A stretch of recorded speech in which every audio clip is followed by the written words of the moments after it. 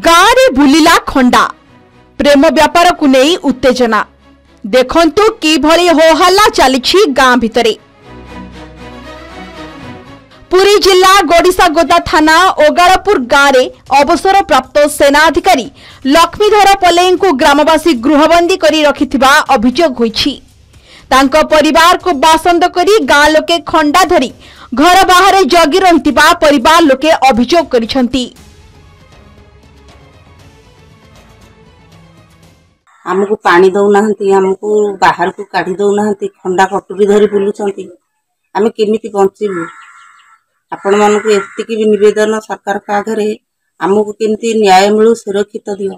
आम घर भितर 3 दिन है उपास पड़ू 8 मास है आम बड़ कलबल हो चली पारूनु।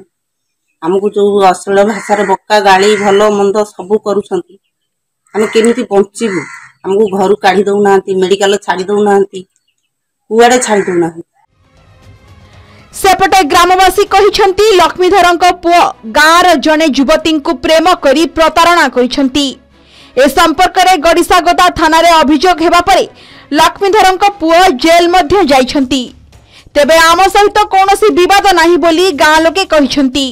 सी ओलोटा गाँ लोकन ना रे केस करछि एबे आमे थाना को जाउछु सी तार झियो को ग्रहण करूनी तेणु गाँव रे गोटे संविधान अच्छी ना नहीं गाँ संविधान सी आम न्याय को मानलानी उठिकी पळेला ता बाटे सी अच्छी कौन थिला आपन को सेटा के 6 मास हलानी तार पुओ ताकू भल पाइथला सी झियो को ताकू डाकिला नै कि जीवो बोली तापरे ता सहित संपर्क रखिया पई चेष्टा कला सी जेतले कहला बाहर पर हबो तेणु ताकू सी घरु धक्का मारी की बाहर करकी तार सी रात रात खसिकी पळेला।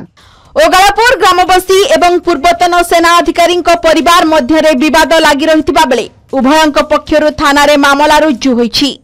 गतकाली मध्य अभियोग करा जाइछि। आज दुई पक्षों को थाना को डका जाई आलोचना माध्यम रे घटनार समाधान करा जिवो बोली गड़िसागोदा थाना अधिकारी कहिसंती।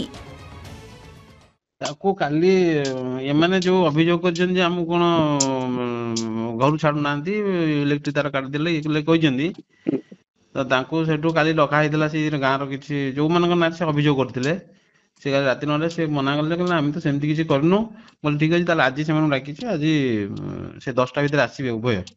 अच्छा आसले तम पतरिबा कोन घटना हैछि तो नाही कोन करना ताले केमती हला कोन हला कि कोन हैछि देखिनबा। विवादर शीघ्र समाधान करी दोषी को दंड और निर्दोष को न्याय देबा पाई बुद्धिजीवी माने पुलिस को निवेदन करिसंती। पुरी जिला कोणासरु दिवाकर षडंगी रिपोर्ट के न्यूज ओडिशा।